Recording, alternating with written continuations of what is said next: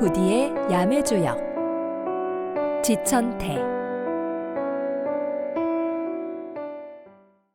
각 효의 변화. 지천태교의 아래쪽에는 양의 효가 3개 연달아 위치해서 강한 움직임을 나타냅니다. 그 중에 첫 번째 양의 효는 언제나 그러하듯이 우리의 의지를 나타내는 것으로 볼 수 있을 듯합니다. 그러나 이제는 11번째, 새로운 레벨의 시작입니다. 단순한 개인의 의지가 아니라 한 단계 더 높은 의지를 바탕으로 일이 진행되어야 함을 기억해야 할 것입니다. 우리가 올바른 길을 찾고 선한 사람들과 함께 걸으면 부와 번영은 저절로 찾아오게 될 것입니다. 두 번째 양의 효는 우리의 행동을 나타내는 단계입니다.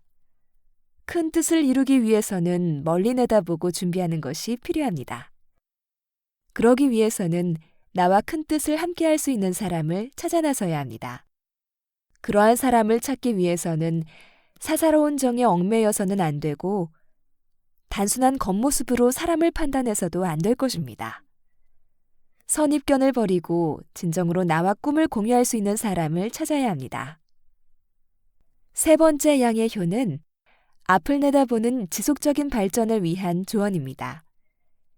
세상 일이라는 것이 언제나 평탄할 수만은 없을 것입니다. 이제 우리는 개인의 작은 성공이 아니라 한 단계 더 높은 이상을 이루기 위한 첫걸음을 내디뎠습니다. 앞으로 가는 길에는 좋은 일도 있을 것이고 나쁜 일도 있을 겁니다. 평평한 도로가 있는가 하면 험한 산길을 걸어나가야 할지도 모릅니다. 때때로 힘들 수도 있지만 그런 때에도 좌절하지 말고 우리 마음이 올바른 길을 향하고 있다면 언젠가는 좋은 결과를 얻을 수 있을 것입니다. 이제 음의 효가 3개 반복되어 나타납니다. 의지와 행동을 나타내는 양이 아니라 규칙과 질서를 나타내는 음이 우리에게 주는 조언은 무엇이 있을까요? 앞에 양의 관점에서 말했던 내용을 음의 입장에서 다시 한번 되짚어보려 합니다. 그 처음 효는 물론 음의 효입니다.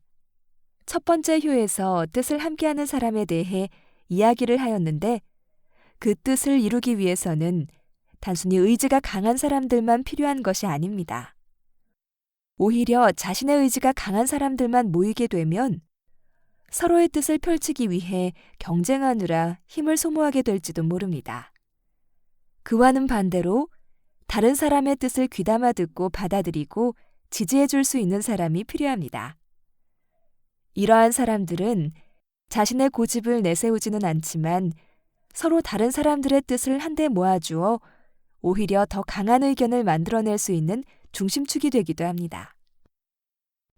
그 두 번째 효도 음의 효입니다.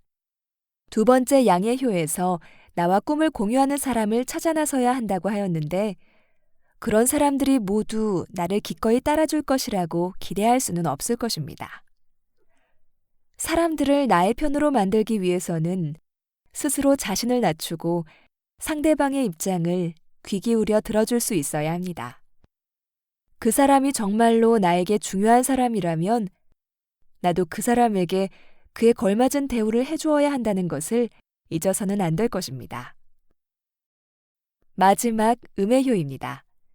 세 번째 양의 효와 유사하면서도 반대되는 조언이 될 듯합니다. 세 번째의 양의 효는 좌절하지 말고 끝까지 자기 뜻을 펼치라고 말하고 있다면 세 번째의 음의 효는 그와 반대로 더 큰 손해를 보기 전에 포기해야 할 때를 알아야 한다고 말합니다. 물론 버티다 보면 다시 운이 돌아서서 좋은 때가 올지도 모릅니다. 그렇지만 그것을 위해서 지금 힘을 모두 소모해버린다면 다시 좋은 시기가 왔을 때 손해를 겨우 회복하는 것으로 만족해야 할지도 모릅니다.